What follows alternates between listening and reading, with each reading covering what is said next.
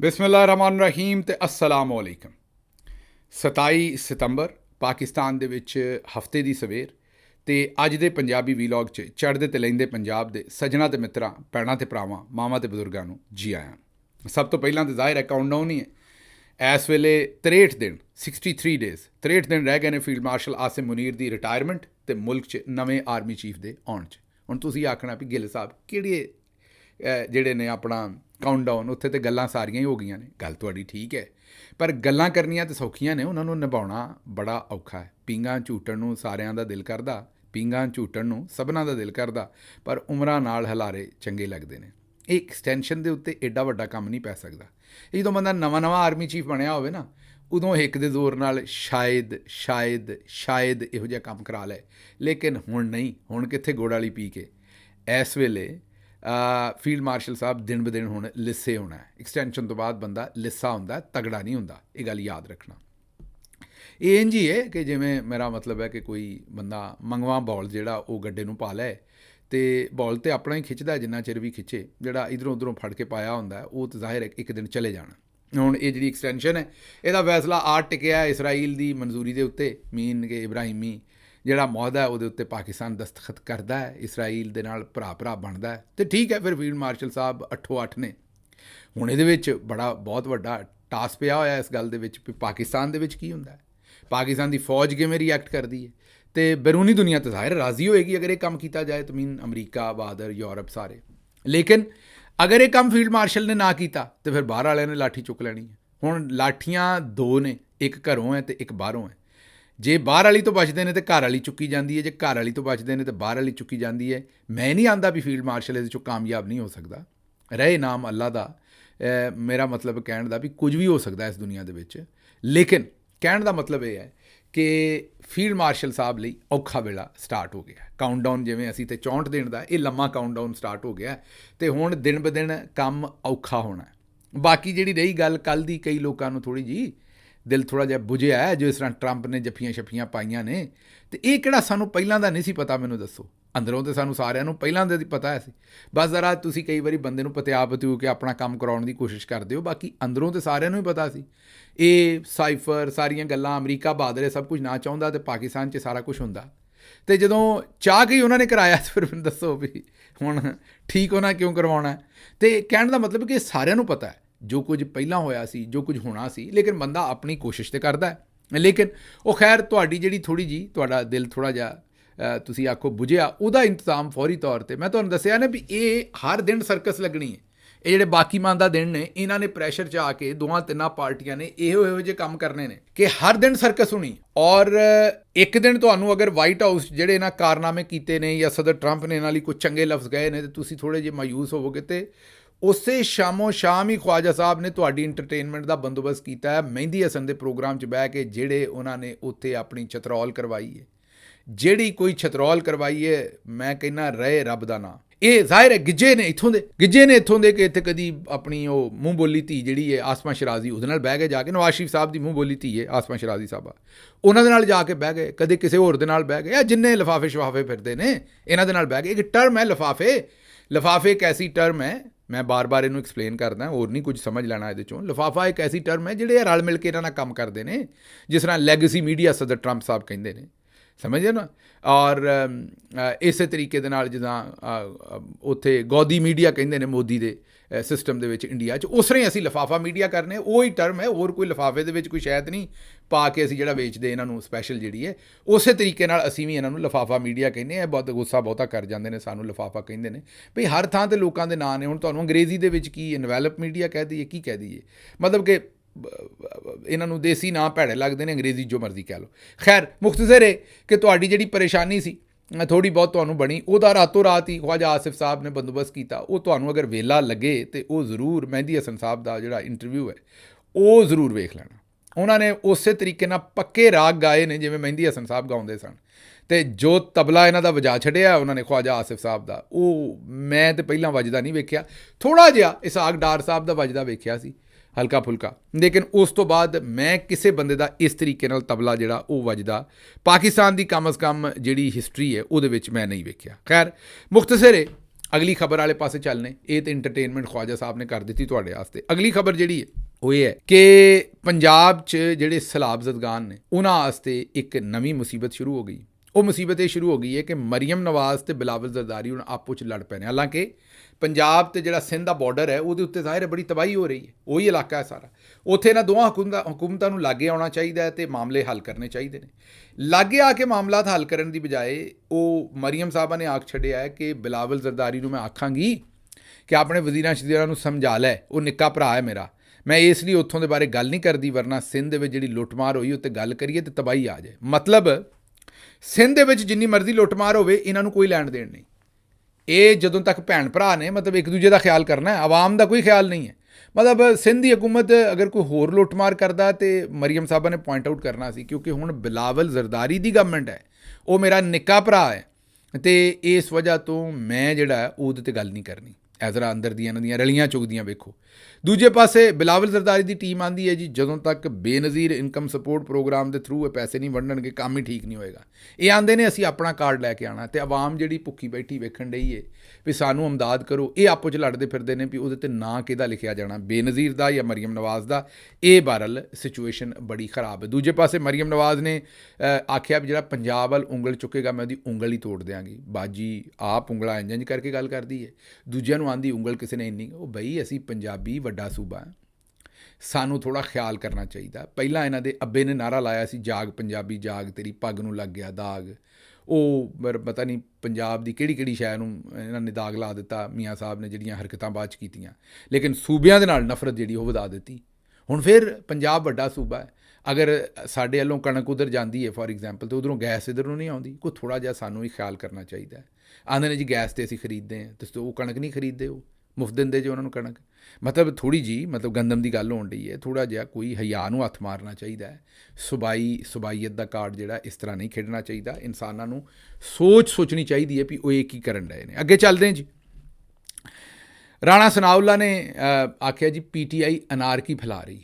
ਰਾਣਾ ਸਨਾਉੱਲਾ ਨੇ TV ਤੇ ਆਖਿਆ ਵੀ PTI ਫਸਾਦ ਫੈਲਾਉਣ ਡਈ ਹੈ।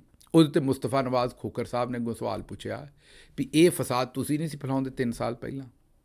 ਉਹਦੇ ਉੱਤੇ ਆਸਮਾ ਸ਼ਰਾਜ਼ੀ ਸਾਹਿਬਾ, ਹਾਂਜੀ ਇਹ ਜਿਹੜੀ ਮੂੰਹ ਬੋਲੀ ਧੀ ਹੈ ਨਵਾਜ਼ ਸ਼ਰੀਫ ਸਾਹਿਬ ਦੀ, ਉਹ ਤਾਂ ਫਿਰ ਤੁਹਾਨੂੰ ਪਤਾ ਹੈ ਉਹ ਤਾਂ ਮਰੀਮ ਤੋਂ ਵੀ ਜ਼ਿਆਦਾ ਸਗੀ ਹੈ ਨਵਾਜ਼ ਸ਼ਰੀਫ ਦੀ। ਉਹਨਾਂ ਆਖਿਆ ਲੇਕਿਨ ਇਮਰਾਨ ਖਾਨ ਤਾਂ ਇੱਕੋ ਹੀ ਸ਼ਖਸ ਨੂੰ ਟਾਰਗੇਟ ਕਰਦਾ ਹੈ, ਆਸਿਮ ਮੁਨੀਰ ਨੂੰ, ਇਹ ਕਿਸੇ ਏਜੰਡੇ ਦਾ ਹਿੱਸਾ ਨਹੀਂ। ਇਹ ਜ਼ਰਾ ਗੌਰ ਕਰਨਾ, ਜ਼ਰਾ ਸਹਾਫਤੀ ਬੇਸ਼ਰਮੀ ਦਾ ਲੈਵਲ ਗੌਰ ਕਰਨਾ। ਇਮਰਾਨ ਖਾਨ ਨੂੰ ਗੋਲੀਆਂ ਵੱਜੀਆਂ, ਉਹ ਏਜੰਡਾ ਨਹੀਂ ਸੀ। ਇਮਰਾਨ ਖਾਨ ਦੇ ਵਰਕਰ ਕਤਲ ਕੀਤੇ, ਉਹ ਏਜੰਡਾ ਨਹੀਂ ਸੀ। ਇਮਰਾਨ ਖਾਨ ਦੇ ਉੱਤੇ ਝੂਠਾ 9 ਮਈ ਪਾਇਆ, ਉਹ ਏਜੰਡਾ ਨਹੀਂ ਸੀ। ਇਮਰਾਨ ਖਾਨ ਕੋਲੋਂ ਇਲੈਕਸ਼ਨ ਖੋਇਆ ਗਿਆ, ਉਹ ਏਜੰਡਾ ਨਹੀਂ ਸੀ। ਇਮਰਾਨ ਖਾਨ ਦੀ ਬੀਵੀ ਦੇ ਉੱਤੇ ਝੂਠਾ ਗੰਦਾ ਇੱਜ਼ਤ ਦਾ ਕੇਸ ਬਣਾਇਆ ਗਿਆ, ਉਹ ਏਜੰਡਾ ਨਹੀਂ ਸੀ। ਇਮਰਾਨ ਖਾਨ ਦੀ ਪਾਰਟੀ ਕੋਲੋਂ ਇਲੈਕਸ਼ਨ ਸਿੰਬਲ ਖੋਇਆ ਗਿਆ, ਇਲੈਕਸ਼ਨ ਨਾ ਲੜਨ ਦਿੱਤਾ, ਪੂਰੇ ਮੁਲਕ ਦੇ ਵਿੱਚ ਇੱਕ ਕਰਫਿਊ ਲਾ ਛੱਡਿਆ, ਉਹ ਏਜੰਡਾ ਨਹੀਂ ਸੀ। ਇਲੈਕਸ਼ਨ ਬਦਲ ਦਿੱਤੇ ਫਾਰਮ 47 ਤੇ, ਉਹ ਏਜੰਡਾ ਨਹੀਂ ਸੀ। ਇਮਰਾਨ ਖਾਨ ਤੇ ਉਹਦੀ ਬੀਵੀ ਨੂੰ ਐਡੇ ਘਟੀਆ ਕੇਸਾਂ ਦੇ ਵਿੱਚ, ਝੂਠੇ ਕੇਸਾਂ ਦੇ ਵਿੱਚ 2.5 ਸਾਲਾਂ ਤੋਂ ਜੇਲ੍ਹ 'ਚ ਰੱਖਿਆ। ਡਾਕਟਰ ਯਾਸਮੀਨ ਰਾਸ਼ਦ, ਸ਼ਾਹ ਮਹਿਮੂਦ ਕੁਰੈਸ਼ੀ, ਉਮਰ ਚੀਮਾ, ਮੀਆਂ ਮਹਿਮੂਦ ਰਸ਼ੀਦ, ਸੈਨੇਟਰ ਇਜਾਜ਼ ਚੌਧਰੀ, ਅਗਰ ਕਿਸੇ ਦਾ ਨਾਮ ਭੁੱਲ ਗਿਆ ਤਾਂ ਮਾਜ਼ਰਤ, ਉਹਨਾਂ ਸਾਰਿਆਂ ਨੂੰ ਜੇਲ੍ਹਾਂ 'ਚ ਰੱਖਿਆ। ਉਹ ਜ਼ਿਆਦਤੀ ਨਹੀਂ ਹੈ। ਮੇਰਾ ਮਤਲਬ ਹੈ ਕਿ ਉੱਥੋਂ ਰਾਏ ਸਾਹਿਬਾ ਸਾਡੀਆਂ ਇੱਕ MPA ਨੇ ਫੈਸਲਾਬਾਦ ਤੋਂ, ਉਹਨਾਂ ਨੂੰ ਹੁਣ 10 ਸਾਲ ਵਾਸਤੇ ਚੁੱਕ ਕੇ ਅੰਦਰ ਦੇ ਦਿੱਤਾ ਜੇਲ੍ਹ ਦੇ ਵਿੱਚ। ਉਹਦਾ ਨਾਂ ਹੀ ਨਹੀਂ ਵਿਚਾਰੀ ਦਾ ਕਿਤੇ, ਉਹ ਛੋਟੀ ਮਤਲਬ ਕਿਉਂਕਿ ਪੋਲੀਟੀਕਲ ਲੀਡਰ ਹੈ, MPA ਹੈ, ਉਹਦਾ ਨਾਂ ਹੀ ਨਹੀਂ ਕਿਤੇ ਕਿ ਉਹਨੂੰ ਵਿਚਾਰੀ ਨੂੰ ਚੁੱਕ ਕੇ ਜੇਲ੍ਹ 'ਚ ਦੇ ਦਿੱਤਾ। ਅਤੇ ਇਹ ਏਜੰਡਾ ਨਹੀਂ ਹੈ। ਔਰਤਾਂ ਨਾਲ ਜਿਹੜੇ ਜ਼ੁਲਮ ਕਰ ਛੱਡੇ, ਜੋ ਇਹਨਾਂ ਨੇ ਪੂਰੇ ਮੁਲਕ ਦੇ ਵਿੱਚ ਆਮ ਵਰਕਰ ਨਾਲ ਜ਼ੁਲਮ ਕਰ ਛੱਡੇ, ਉਹ ਏਜੰਡਾ ਨਹੀਂ। ਲੇਕਿਨ ਆਸਮਾ ਸ਼ਰਾਜ਼ੀ ਨੂੰ ਇਮਰਾਨ ਖਾਨ ਦੀ ਆਸਿਮ ਮੁਨੀਰ ਤੇ ਜਿਹੜੀ ਤਨਕੀਦ ਹੈ ਉਹ ਏਜੰਡਾ ਲੱਗਦਾ ਹੈ। ਇਹਨੂੰ ਮੈਂ ਲਿਫਾਫਾ ਸਾਹਬ ਆਨਾ। ਇਹਨਾਂ ਲੋਕਾਂ ਨੂੰ ਮੈਂ ਆਨਾ ਵੀ ਇਹਨਾਂ ਜ਼ਮੀਰ ਆਪਣਾ ਵੇਚ ਛੱਡਿਆ, ਹੋਰ ਗੱਲ ਰਹਿ ਕੋਈ ਨਹੀਂ ਗਈ, ਇਹਨਾਂ ਨੂੰ ਸ਼ਰਮ ਵੀ ਨਹੀਂ ਆਉਂਦੀ। ਬਾਹਰ ਅੱਗੇ ਚੱਲਦੇ ਤੇ ਅੱਗੋਂ ਮੁਸਤਫਾ ਨਵਾਜ਼ ਖੋਖਰ ਸਾਹਿਬ ਨੇ ਆਖਿਆ ਵੀ ਨਵਾਜ਼ ਸ਼ਰੀਫ ਵੀ ਤਾਂ ਇਹੀ ਕਰਦਾ ਸੀ ਗੁਜਰਾਂ ਵਾਲੇ ਜਲਸੇ ਦੇ ਵਿੱਚ, PDM ਦੀ ਮੀਟਿੰਗ ਦੇ ਵਿੱਚ, ਕੀ ਉਹ ਉਸ ਵੇਲੇ ਆਰਮੀ ਚੀਫ ਦੇ ਉੱਤੇ ਤਨਕੀਦ ਨਹੀਂ ਸੀ ਕਰਦੇ? ਉਦੋਂ ਏਜੰਡਾ ਨਹੀਂ ਸੀ ਹੈਗਾ। ਉਸ ਤੋਂ ਬਾਅਦ ਫਿਰ ਆਸਮਾ ਸ਼ਰਾਜ਼ੀ ਸਾਹਿਬਾਂ ਨੇ ਸਵਾਲ ਅੱਗੇ ਕਰ ਲਿਆ ਅਤੇ ਕੰਮ ਜਿਹੜਾ ਉਹ ਗਾਂ ਤੁਰ ਪਿਆ। ਅੱਛਾ ਜੀ, ਅੱਗੋਂ ਕਰਾਚੀ ਯੂਨੀਵਰਸਿਟੀ ਨੇ ਸੈਕਟਰ ਕਮਾਂਡਰ ਦੇ ਹੁਕਮ 'ਤੇ, ਜ਼ਾਹਿਰ ਹੈ ਉੱਥੇ ISI ਦੇ ਸੈਕਟਰ ਕਮਾਂਡਰ ਦੇ ਹੁਕਮ 'ਤੇ ਜਸਟਿਸ ਤਾਰਿਕ ਮਹਿਮੂਦ ਜਾਂਗੀਰੀ ਸਾਹਿਬ ਦੀ ਡਿਗਰੀ ਜਾਮਿਆ ਕਰਾਚੀ ਨੇ ਜਾਲੀ ਕਰਾਰ ਦੇ ਦਿੱਤੀ। ਪਤਾ ਹੀ ਹੈ ਤੁਹਾਨੂੰ, ਇਹ ਉਹਨਾਂ 6 ਜੱਜਾਂ 'ਚ ਸਨ ਜਿਨ੍ਹਾਂ ਨੂੰ ISI ਮਜਬੂਰ ਕਰਦੀ ਸੀ ਕਿ ਇਮਰਾਨ ਖਾਨ ਦੇ ਖਿਲਾਫ ਫੈਸਲੇ ਦਿਓ। ਜਦੋਂ ਇਹਨਾਂ ਨੇ ਇਨਕਾਰ ਕਰ ਦਿੱਤਾ ਤੇ ਕਿਸੇ ਤੇ ਕੋਈ ਕੇਸ ਬਣਾ ਛੱਡਿਆ, ਕਿਸੇ ਤੇ ਕੋਈ ਕੇਸ ਬਣਾ ਛੱਡਿਆ, ਤੇ ਇਹਨਾਂ ਦੇ ਉੱਤੇ ਕੇਸ ਬਣਾਇਆ ਕਿ ਇਹ ਜਿਹੜੇ ਨੇ ਇਹਨਾਂ ਦੀ ਡਿਗਰੀ ਜਾਲੀ ਹੈ। ਹੁਣ ਖੈਰ ਉਹ ਤੇ ਵਿਚਾਰੇ ਭੁਗਤ ਲੈਣਗੇ ਜੋ ਵੀ ਇਹਨਾਂ ਦੇ ਨਾਲ ਹੋਏਗਾ, ਕਿ ਇਹਨਾਂ ਦੀ ਡਿਗਰੀ ਜਾਲੀ ਹੈ ਕਿ ਨਹੀਂ ਹੈ, ਉਹ ਤੇ ਚੱਲਦਾ ਰਹੇਗਾ ਕੰਮ, ਹੁਣ ਅਦਾਲਤਾਂ 'ਚ ਆ ਗਿਆ ਹੈ। ਲੇਕਿਨ ਕਰਾਚੀ ਯੂਨੀਵਰਸਿਟੀ ਕੋਲ ਬੰਦਾ ਪੁੱਛੇ ਵੀ ਤੁਸੀਂ ਆਂਦੇ ਹੋ ਵੀ ਅਸੀਂ ਇਹ ਡਿਗਰੀ ਇਸ਼ੂ ਨਹੀਂ ਕੀਤੀ, ਸਵਾਲ ਹੈ ਨਾ। ਡਿਗਰੀ ਜਾਲੀ ਦਾ ਮਤਲਬ ਹੈ ਕਿ ਜੀ ਇਹ ਬੰਦਾ ਸਾਡੇ ਕੋਲ ਸਟੂਡੈਂਟ ਨਹੀਂ ਰਿਹਾ, ਇਹਨੇ ਪਰਚੇ ਨਹੀਂ ਦਿੱਤੇ, ਅਸੀਂ ਇਹ ਡਿਗਰੀ ਇਸ਼ੂ ਨਹੀਂ ਕੀਤੀ। ਅੱਛਾ ਜੀ, ਠੀਕ ਹੋ ਗਿਆ। ਤੁਸੀਂ ਅਗਰ ਇਹ ਡਿਗਰੀ ਇਸ਼ੂ ਨਹੀਂ ਕੀਤੀ ਤੇ ਫਿਰ ਮਨਸੂਖ ਕਾਹਦੀ ਕਰਨ ਡਏ ਹੋ? ਇੱਕ ਚੀਜ਼ ਤੁਹਾਡੀ ਹੈ ਹੀ ਨਹੀਂ, ਤੁਸੀਂ ਇਸ਼ੂ ਨਹੀਂ ਕੀਤੀ, ਤੇ ਤੁਸੀਂ ਮਨਸੂਖ ਕਿਉਂ ਕਰਦੇ ਹੋ? ਤੁਸੀਂ ਜ਼ਿਆਦਾ ਤੋਂ ਜ਼ਿਆਦਾ ਇਹ ਕਹਿ ਸਕਦੇ ਹੋ ਕਿ ਸਾਨੂੰ ਇਸ ਡਿਗਰੀ ਦੇ ਬਾਰੇ ਨਹੀਂ ਪਤਾ। ਤੁਹਾਡੀ ਉਹ ਅਸਲ ਡਿਗਰੀ ਸੀ ਜਿਹੜੀ ਤੁਸੀਂ ਮਨਸੂਖ ਕੀਤੀ ਹੈ। ਮਨਸੂਖ ਤੇ ਬੰਦਾ ਉਹ ਕਰਦਾ ਨਾ ਕਿ ਜਿਹੜੀ ਗਲਤੀ ਨਾਲ ਬੰਦੇ ਕੋਲੋਂ ਚੀਜ਼ ਜਾਰੀ ਹੋ ਜਾਏ। ਕਿਸੇ ਬੰਦੇ ਕੋਲੋਂ ਆਪਣੀ ਯੂਨੀਵਰਸਿਟੀ ਦੀ ਡਿਗਰੀ ਗਲਤੀ ਨਾਲ ਜਾਰੀ ਹੋ ਜਾਏ ਤੇ ਉਹ ਉਹਨੂੰ ਮਨਸੂਖ ਕਰ ਦੇਗਾ, ਜੀ ਇਹ ਸਾਡੇ ਕੋਲ ਗਲਤੀ ਲੱਗ ਗਈ, ਬੰਦੇ ਨੇ ਫਲਾਣਾ ਪੇਪਰ ਅਜੇ ਪਾਸ ਨਹੀਂ ਸੀ ਕੀਤਾ, ਇਹ ਰਹਿੰਦਾ ਅਸੀਂ ਇਹਦੀ ਗਲਤੀ ਨਾਲ, ਜਾਂ ਇਹ ਨਾ ਗਲਤ ਨਾਲ ਅਸੀਂ ਡਿਗਰੀ ਜਾਰੀ ਕਰ ਦਿੱਤੀ, ਅਸੀਂ ਇਹਨੂੰ ਮਨਸੂਖ ਕਰਦੇ। ਪਟਵਾਰੀ ਫਰਜ਼ ਜਾਰੀ ਕਰ ਦਿੰਦਾ, ਉਹ ਆਂਦਾ ਜੀ ਮੈਂ ਫਰਜ਼ ਜਾਰੀ ਕੀਤੀ, ਉਹਦੇ 'ਚ ਨਾ ਗਲਤ ਲਿਖਿਆ, ਮੈਂ ਮਨਸੂਖ ਕਰ ਦਿੰਦਾ। ਇੱਕ ਬੰਦੇ ਨੇ ਘਰ ਝੂਠੀ ਫਰਜ਼ ਬਣਾਈ ਆਪੇ ਹੀ, ਪਟਵਾਰੀ ਉਹਨੂੰ ਕਿਵੇਂ ਮਨਸੂਖ ਕਰੇਗਾ? ਪਟਵਾਰੀ ਸਿਰਫ ਇਹ ਕਹੇਗਾ ਜੀ ਮੈਂ ਨਹੀਂ ਇਸ਼ੂ ਕੀਤੀ ਹੋਈ। ਇਸੇ ਤਰੀਕੇ ਨਾਲ ਇਹ ਜਿਹੜੀ ਯੂਨੀਵਰਸਿਟੀ ਹੈ ਜ਼ਿਆਦਾ ਤੋਂ ਜ਼ਿਆਦਾ ਇਹ ਕਹਿ ਸਕਦੀ ਸੀ ਕਿ ਡਿਗਰੀ ਅਸੀਂ ਨਹੀਂ ਜਾਰੀ ਕੀਤੀ ਹੋਈ। ਇਹ ਕਿਸ ਤਰ੍ਹਾਂ ਕਹਿ ਸਕਦੇ ਨੇ ਕਿ ਅਸੀਂ ਇਹਨੂੰ ਮਨਸੂਖ ਕਰ ਦਿੱਤਾ? ਮਤਲਬ ਜਿਹੜਾ ਪੰਨੋ ਲਾਲ ਹੈ, ਇਹ ਸਾਨੂੰ ਪਤਾ ਵੀ ਸੈਕਟਰ ਕਮਾਂਡਰ ਦੇ ਹੁਕਮ 'ਤੇ ਚੱਲ ਰਹੀ ਹੈ ਸਾਰੀ ਯੂਨੀਵਰਸਿਟੀ ਕਰਾਚੀ, ਲੇਕਿਨ ਕੋਈ ਥੋੜ੍ਹਾ ਜਿਹਾ ਖਿਆਲ ਕਰ ਲਓ, ਕੋਈ ਥੋੜ੍ਹੀ ਜਿਹੀ ਤੁਹਾਨੂੰ ਮੇਰਾ ਮਤਲਬ ਹੈ ਕਿ ਹਿਆ ਹੋਣੀ ਚਾਹੀਦੀ। ਅਗਲੀ ਖਬਰ ਵਾਲੇ ਪਾਸੇ ਜ਼ਰਾ ਛੇਤੀ ਨਾਲ ਚੱਲੀਏ। ਇਸਲਾਮੀ ਨਜ਼ਰੀਆਤੀ ਕੌਂਸਲ ਨੇ ਮਿਰਜ਼ਾ ਮੁਹੰਮਦ ਅਲੀ ਨੂੰ ਗੁਸਤਾਖ ਕਰਾਰ ਦੇ ਦਿੱਤਾ। ਇਸਲਾਮੀ ਨਜ਼ਰੀਆਤੀ ਕੌਂਸਲ ਨੇ ਹਾਲਾਂਕਿ ਮਿਰਜ਼ਾ ਮੁਹੰਮਦ ਅਲੀ ਬਹੁਤ ਜ਼ਿਆਦਾ ਬਕਵਾਸ ਕਰਦਾ ਹੈ, ਤੁਹਾਨੂੰ ਪਤਾ ਹੈ, ਮਾਜ਼ਰਤ ਇਸ ਲਫ਼ਜ਼ 'ਤੇ ਮਾਜ਼ਰਤ, ਲੇਕਿਨ ਉਹ ਕਰਦਾ ਹੈ। ਉਹ ਇਮਰਾਨ ਖਾਨ ਸਾਹਿਬ ਹੋਣ, ਅਰਸ਼ਦ ਸ਼ਰੀਫ ਸ਼ਹੀਦ ਹੋਣ, ਕਿਸੇ ਬੰਦੇ ਨੂੰ ਛੱਡਦਾ ਨਹੀਂ, ਚਰਬ ਜ਼ੁਬਾਨ ਹੈ ਔਰ ਇਸਲਾਮ ਦਾ ਸਹਾਰਾ ਲੈ ਕੇ ਬਸ ਲੀਹਾਂ ਪਰ ਨਹੀਂ ਜਾਂਦਾ। ਲੇਕਿਨ ਮੈਂ ਇਸ ਗੱਲ ਦੇ ਖਿਲਾਫ ਹੈ ਕਿ ਇਹ ਜਿਸ ਤਰੀਕੇ ਨਾਲ ਤੁਸੀਂ ਇੱਕ ਬੰਦੇ ਨੂੰ ਫੜ ਕੇ ਸਿਰਫ ਆਪਣੇ ਕਿਸੇ ਜੋ ਵੀ ਤੁਹਾਡੇ ਆਪਣੇ ਜ਼ਾਤੀ ਇਖਤਲਾਫਾਤ ਹੁੰਦੇ ਨੇ ਉਹਦੇ 'ਤੇ ਇੱਕ ਬੰਦੇ ਨੂੰ ਮਜ਼ਹਬੀ ਤੋਹੀਨ ਦੇ ਉੱਤੇ ਤੁੰਨ ਦਿਓ, ਇਹ ਕੰਮ ਇਹ ਹੁਣ ਕਰ ਰਹੇ ਨੇ ਸਾਰੇ ਸੱਜਣ। ਇਹ ਇਸਲਾਮੀ ਨਜ਼ਰੀਆਤੀ ਕੌਂਸਲ ਨੂੰ ਪੁੱਛੋ ਵੀ ਜਿਸ ਵੇਲੇ ਇੱਜ਼ਤ ਦਾ ਕੇਸ ਬਣਿਆ ਸੀ ਕਿੱਥੇ ਸੋ? ਜਿਸ ਵੇਲੇ ਔਰਤਾਂ ਦੇ ਕੋਲੋਂ ਇਹ ਪੇਪਰ ਖੋਏ ਜਾ ਰਹੇ ਸਨ, ਔਰਤਾਂ ਨਾਲ ਜ਼ੁਲਮ ਕੀਤਾ ਜਾ ਰਿਹਾ ਸੀ, ਉਹਦੇ 'ਤੇ ਇਸਲਾਮੀ ਨਜ਼ਰੀਆਤੀ ਕੌਂਸਲ ਕੁਝ ਨਹੀਂ ਆਂਦੀ, ਉਹਦੇ 'ਤੇ ਤੁਹਾਡਾ ਜ਼ਮੀਰ ਸੁੱਤਾ ਸੀ। ਕਿੱਥੇ ਗਏ ਸੋ ਸੱਜਣੋ ਸਾਰਿਓ? ਬਹਰਲ ਮੈਂ ਕੋਈ ਮਿਰਜ਼ਾ ਮੁਹੰਮਦ ਅਲੀ, ਮੈਂ ਤਾਂ ਆਖਿਆ ਵੀ ਬਕਵਾਸ ਕਰਦਾ ਹੈ, ਮੈਂ ਤਾਂ ਨਹੀਂ ਉਹਦੇ ਹੱਕ 'ਚ ਮੈਂ ਤਾਂ ਨਹੀਂ ਬੋਲ ਸਕਦਾ, ਸਾਡੇ ਤੋਂ ਖਿਲਾਫ ਹੈ। ਲੇਕਿਨ ਇਹ ਅਚਾਨਕ ਜਿਹੜਾ ਤੁਹਾਨੂੰ ਜਿਹੜੀ ਸ਼ਾਇਦ ਚੰਗੀ ਲੱਗਦੀ ਉਹ 'ਤੇ ਤੁਸੀਂ ਫਤਵਾ ਦੇ ਦਿੰਦੇ ਹੋ, ਉਹਦੇ 'ਤੇ ਬੋਲ ਪੈਂਦੇ ਹੋ, ਜਿਹੜੀ ਸ਼ਾਇਦ ਚੰਗੀ ਨਹੀਂ ਲੱਗਦੀ ਉਹ 'ਤੇ ਖਾਮੋਸ਼ ਰਹਿੰਦੇ ਹੋ। ਇਹ ਵੀ ਕੰਮ ਜਿਹੜਾ ਹੈ ਇਹ ਵੀ ਹਟਣਾ ਚਾਹੀਦਾ ਹੈ। ਬਹਰਲ ਮਿਰਜ਼ਾ ਨੂੰ ਵੀ ਆਪਣਾ ਖਿਆਲ ਕਰਨਾ ਚਾਹੀਦਾ, ਆਪਣੀਆਂ ਜਿਹੜੀਆਂ ਕਰਤੂਤਾਂ ਨੇ ਉਹਨਾਂ ਦੇ ਉੱਤੇ, ਅਤੇ ਇਹਨਾਂ ਨੂੰ ਵੀ ਖਿਆਲ ਕਰਨਾ ਚਾਹੀਦਾ ਹੈ ਵੀ ਇਹ ਕੀ ਕਰਨ ਡਏ ਨੇ। ਅਗਲੇ ਪਾਸੇ ਚੱਲਨੇ ਜੀ, ਅਗਲੀ ਖਬਰ ਸਾਊਦੀ ਅਰਬ ਤੋਂ ਹੈ। ਏਜੰਟ ਕੋਈ 50 ਬੰਦਿਆਂ ਨੂੰ ਉੱਥੇ ਲੈ ਕੇ ਗਏ ਨੇ, 35 ਦੇ ਕਰੀਬ ਉੱਥੇ ਇhtਜਾਜ ਕਰ ਰਹੇ ਨੇ। ਉਹ ਸ਼ਿਕਾਰ ਨੇ, 8-8 ਲੱਖ ਰੁਪਈਆ ਉਹਨਾਂ ਕੋਲੋਂ ਲਿਆ। ਇਸ ਤਰ੍ਹਾਂ ਗੌਰ ਨਾਲ ਸੁਣਨਾ ਤੁਸੀਂ।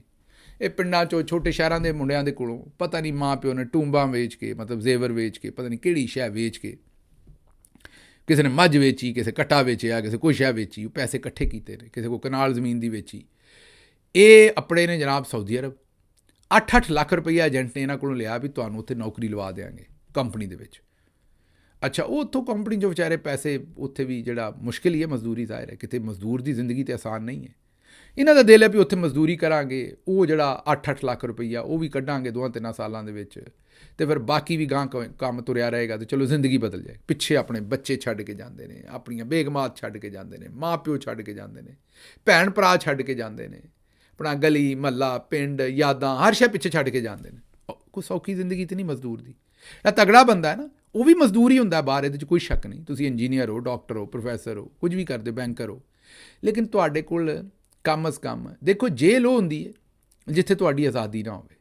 ਜਿਹਦੇ 'ਚ ਤੁਹਾਡੇ ਕੋਲ ਆਜ਼ਾਦੀ ਹੋਵੇ ਨਾ, ਉਹ ਉਸ ਤਰ੍ਹਾਂ ਜੇਲ੍ਹ ਨਹੀਂ ਹੁੰਦੀ। ਅਗਰ ਤੁਹਾਨੂੰ ਕੋਈ ਆਖੇ ਵੀ ਇਹ ਜੇਲ੍ਹ ਹੈ ਤੇਰੀ, ਪਰ ਤੂੰ ਜਦੋਂ ਮਰਜ਼ੀ ਬਾਹਰ ਚਲਾ ਜਾ, ਜਦੋਂ ਮਰਜ਼ੀ ਅੰਦਰ ਆ ਜਾ, ਉਹ ਤਾਂ ਜੇਲ੍ਹ ਨਾ ਹੋਈ। ਜੇਲ੍ਹ ਤੇ ਉਹ ਵੀ ਇੱਥੋਂ ਬਾਹਰ ਨਹੀਂ ਜਾਣਾ। ਜਿਹੜਾ ਬੰਦਾ ਤਗੜਾ ਹੈ ਨਾ, ਉਹ ਅਮਰੀਕਾ ਹੋਵੇ ਕਿਤੇ ਵੀ ਹੋਵੇ, ਅਗਰ ਉਹਨੂੰ ਮਾਂ ਬਹੁਤੀ ਚੇਤੇ ਆਵੇ ਤੇ ਉਹ ਟਿਕਟ ਫੜ ਕੇ ਤੇ ਜਾ ਕੇ ਮਿਲ ਕੇ ਆ ਸਕਦਾ ਹੈ। ਮੇਰੀ ਗੱਲ ਸਮਝ ਰਹੇ ਹੋ? ਲੇਕਿਨ ਜਿਹੜਾ ਬੰਦਾ ਮਜ਼ਦੂਰ ਹੈ, ਉਹ ਤਾਂ ਪਾਸਪੋਰਟ ਹੀ ਫੜ ਲੈਂਦੇ ਨੇ ਜਾਂਦੇ ਆਂ। ਕਈਆਂ ਮੁਲਕਾਂ 'ਚ, ਕੋਈ ਇਕੱਲੇ ਸਾਊਦੀ ਅਰਬ ਨਹੀਂ, ਉਹ ਪਾਸਪੋਰਟ ਹੀ ਫੜ ਲੈਂਦੇ ਨੇ ਜਾਂਦੇ ਆਂ। ਤਾਂ ਪਾਸਪੋਰਟ ਹੀ ਫੜ ਲਿਆ, ਉਹਦੀ ਆਜ਼ਾਦੀ ਤਾਂ ਖਤਮ ਹੋ ਗਈ, ਉਹ ਤਾਂ ਨਹੀਂ ਜਾ ਸਕਦਾ ਆਪਣੀ ਮਰਜ਼ੀ ਨਾਲ, ਅਤੇ ਪੈਸੇ ਵੀ ਕੋਈ ਨਹੀਂ ਹੁੰਦੇ ਜ਼ਾਹਿਰ ਹੈ। ਅਤੇ ਉੱਥੇ ਵਿਚਾਰੇ ਜੇਲ੍ਹਾਂ ਕੱਟਣ ਡਏ ਨੇ। ਉਹਨਾਂ ਨਾਲ ਏਜੰਟਾਂ ਨੇ ਫਰਾਡ ਕੀਤਾ ਔਰ ਉਹ ਹੁਣ ਉੱਥੇ ਵਿਚਾਰੇ ਬੇਯਾਰੋ ਮਦਦਗਾਰ ਨੇ। ਉੱਥੇ ਸਾਊਦੀ ਅਰਬ ਦੇ ਵਿੱਚ ਉਹ ਮੁਜ਼ਾਹਰੇ ਕਰ ਰਹੇ ਨੇ ਕਿ ਜੀ ਸਾਨੂੰ ਲੈ ਕੇ ਆਏ ਸਨ, ਤੁਹਾਨੂੰ ਨੌਕਰੀ ਦੇਵਾਂਗੇ, ਨੌਕਰੀ ਸਾਨੂੰ ਦਿੱਤੀ ਕੋਈ ਨਹੀਂ, ਸਾਨੂੰ ਹੁਣ ਅੱਗਾ ਪਿੱਛਾ ਪਤਾ ਨਹੀਂ ਕਿੱਧਰ ਜਾਈਏ। ਇਹ ਕੋਈ ਇੱਕ ਥਾਂ ਦਾ ਕੰਮ ਨਹੀਂ ਹੈ। ਇਹ ਇੰਝ ਹੀ ਸਾਡੇ ਬੱਚੇ ਮਰਦੇ ਨੇ ਕਸ਼ਤੀਆਂ 'ਚ ਜਾ ਕੇ ਤੁਹਾਡੇ ਸਾਹਮਣੇ, ਯੂਰਪ ਦੇ ਉਹਨਾਂ ਕੋਲੋਂ ਪੈਸੇ ਲੈਂਦੇ ਨੇ। ਗਰੀਬ ਹਰ ਪਾਸੇ ਲੁੱਟਿਆ ਜਾ ਰਿਹਾ। ਇਹਦੇ ਵਿੱਚ FIA ਵਾਲੇ ਵੀ ਸ਼ਾਮਲ ਨੇ, ਇਹਦੇ ਵਿੱਚ ਸਰਕਾਰ ਦੇ ਦੂਜੇ ਇਦਾਰੇ ਵੀ ਸ਼ਾਮਲ ਨੇ। ਇਹ ਕੋਈ ਇੱਕ ਨਹੀਂ, ਕਿਸੇ ਇੱਕ ਇਦਾਰੇ ਦਾ ਕੰਮ ਨਹੀਂ ਹੈ, ਇਹਦੇ ਸਾਰੇ ਇਦਾਰੇ ਸ਼ਾਮਲ ਨੇ ਔਰ ਇਹ ਰਲ ਕੇ ਕੰਮ ਪਾਉਂਦੇ ਨੇ, ਰਲ ਕੇ ਕੰਮ ਕਰਦੇ ਨੇ ਔਰ ਸਿਰਫ ਆਪਣੇ 4 ਛਿੱਲੜ ਸਿੱਧੇ ਕਰਨ ਵਾਸਤੇ, ਆਪਣੀ ਥੋੜ੍ਹੀ ਜਿਹੀ ਰਿਸ਼ਵਤ ਸਿੱਧੀ ਕਰਨ ਵਾਸਤੇ ਮਾਵਾਂ ਦੇ ਪੁੱਤਰਾਂ ਨੂੰ ਉਜਾੜ ਦਿੰਦੇ ਨੇ ਔਰ ਮਾਵਾਂ ਪਿੱਛੋਂ ਬਿਲਕਦੀਆਂ ਰਹਿੰਦੀਆਂ ਨੇ। ਬਹਰਹਾਲ ਇਹਦੇ ਨਾਲ ਹੀ ਮੈਨੂੰ ਇਜਾਜ਼ਤ ਦਿਓ ਤੇ ਰੱਬ ਰਾਖਾ।